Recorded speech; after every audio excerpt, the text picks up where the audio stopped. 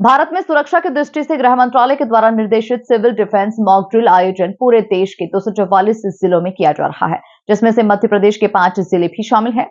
और इसी के तहत इंदौर में भी इस सिविल डिफेंस मॉक ड्रिल को लेकर पुलिस कमिश्नर कार्यालय में एक बैठक हुई।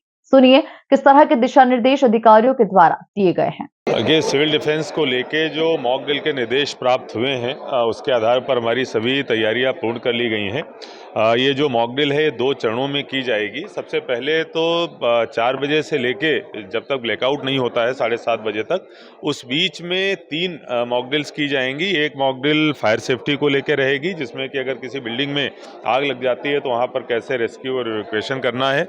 इसके बाद फिर जो अगर कोई बिल्डिंग डैमेज हो जाती है वहाँ पर कैसे रेस्क्यू ऑपरेशन करना है और टेम्परेरी हॉस्पिटल सेटअप करना है। और तीसरा, अगर किसी सुरक्षित जगह पर निकाल के ले जाना है लोगों को तो वो कैसे करेंगे।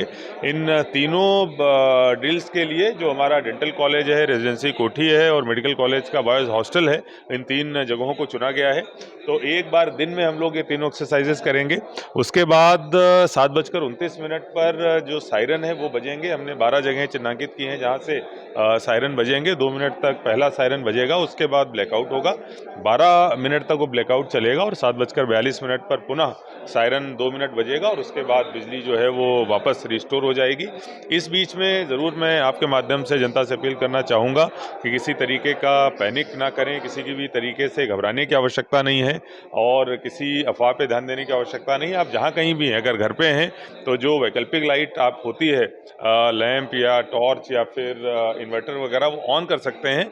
लेकिन अगर वो आप ऑन कर रहे हैं तो खिड़की और खिड़की के ऊपर पर्दे अवश्य बंद कर लें, जिससे कि हमारी जो मॉक ड्रिल का उद्देश्य है वो पूरी तरीके से पूरा हो जाए। अगर आप कहीं रोड पे भी ट्रैवल कर रहे हैं तो आपकी जो गाड़ी है उसको साइड में पार्क कर लें, लाइट बंद कर लें। अगर एम्बुलेंसेज वगैरह है तो उस पर ये नियम लागू नहीं होगा। एम्बुलेंसेज लाइट के साथ में आराम से आ जा सकती हैं, जिससे कि कोई अगर मरीज है तो उसको असुविधा ना हो। बाकी अगर किसी आप पब्लिक प्लेस पे भी हैं तो वहाँ भी घबराने की आवश्यकता नहीं है।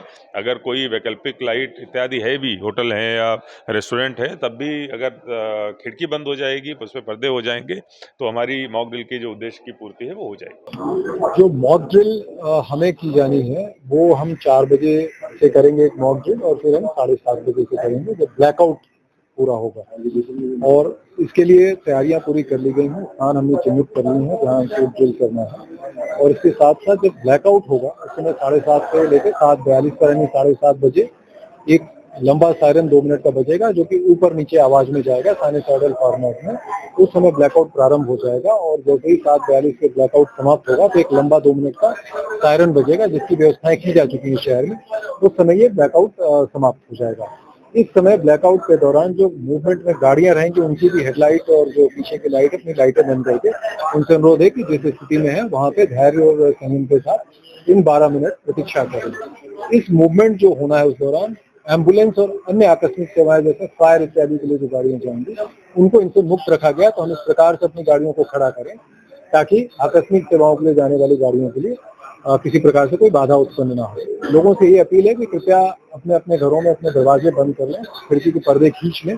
अगर कोई आकस्मिक स्थिति में आपको रोशनी यूज भी करनी पड़ती है तो उसका कोई हिस्सा बाहर किसी प्रकार की कोई रोशनी या प्रकाश नहीं आना चाहिए। इस प्रकार की व्यवस्था कर लें और धैर्य और संयम के साथ रहें। आपको संबंधित अधिकारी, जो पुलिस अधिकारी या उस क्षेत्र में जो अधिकारी हैं शासकीय, जो गाइड करते हैं, कृपया उसका पालन करें और उस द्वारा हमारा पूरा सहयोग करें।